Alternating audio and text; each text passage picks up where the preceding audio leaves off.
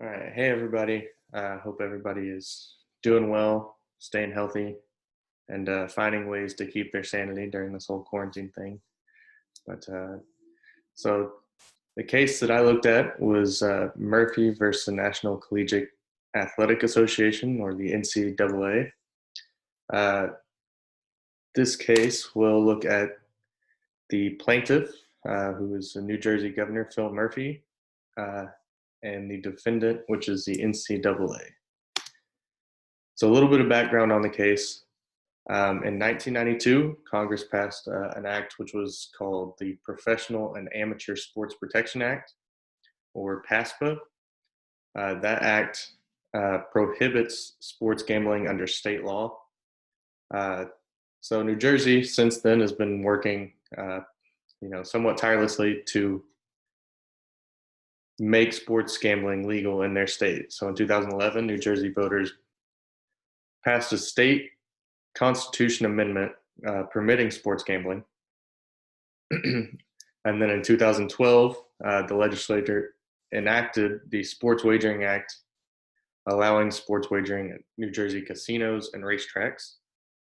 However, in August of 2012, the NBA, NFL, NHL, MLB, and the NCAA sued under PASPA.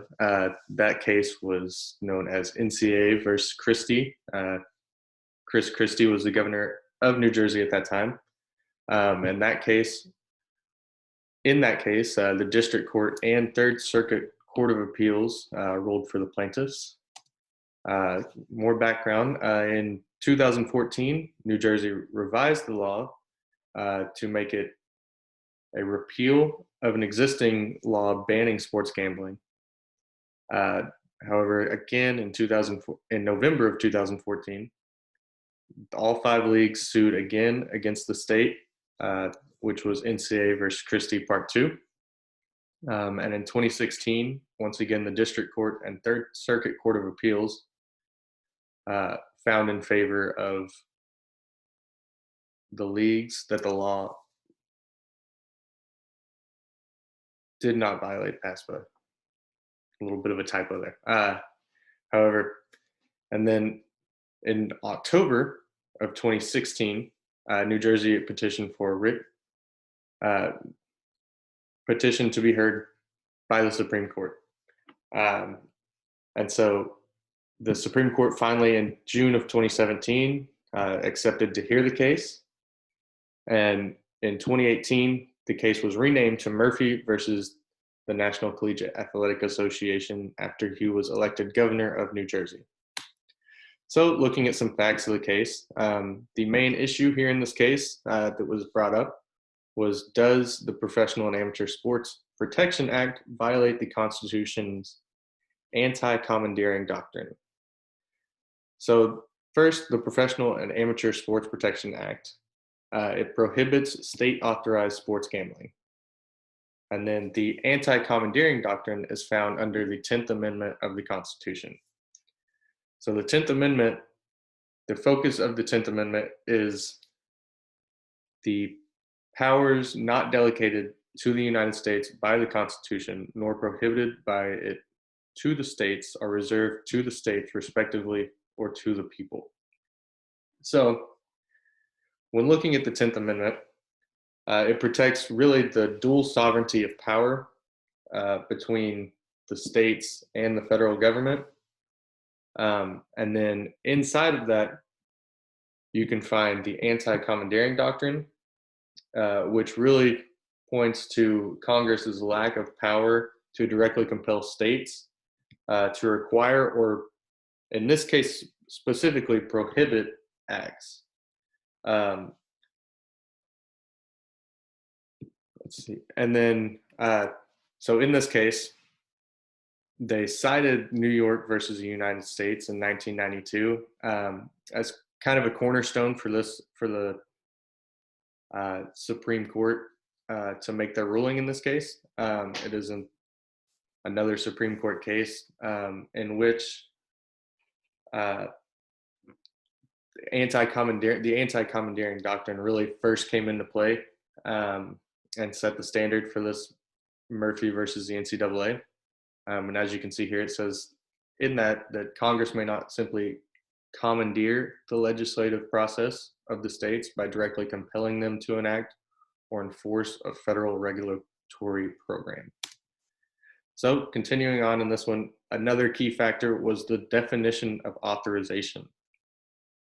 So this was important because the court decided it included repeal or a partial repeal, which includes the Act 2014, which is the revised act that New Jersey passed to, instead of just legalize sports gambling, it was a repeal of an old law that prohibited sports gambling.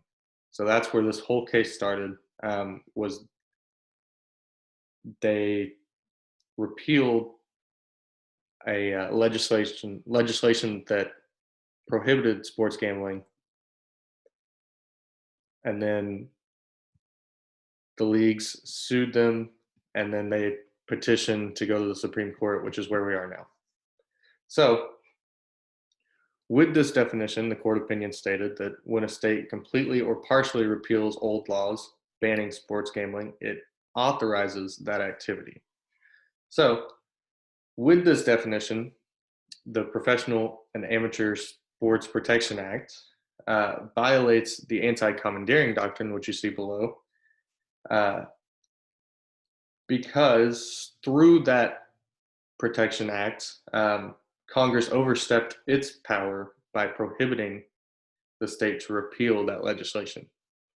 The anti-commandeering doctrine specifically is a recognition of the limit on congressional authority, specifically the power to issue orders to governments of the state.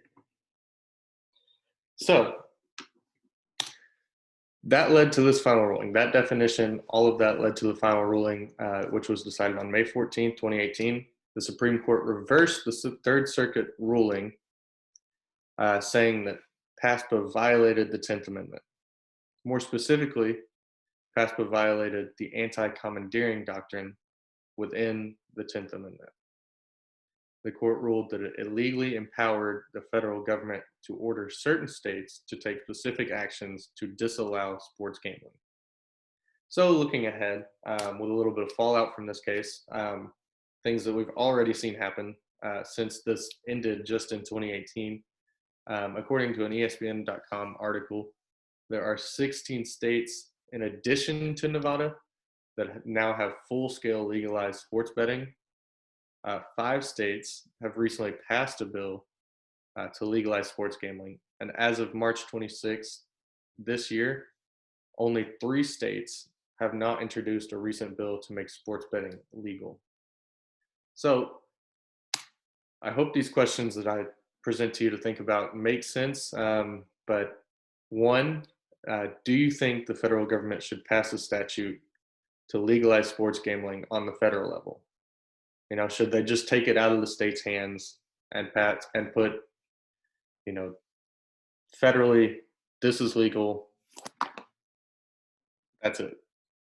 Or do you think sports gambling should be illegal federally, so they should pass legislation federally to make it illegal, but such as it somewhat is today, states can still pass their own local legislation for legal practices, although it would still be punishable on the federal level.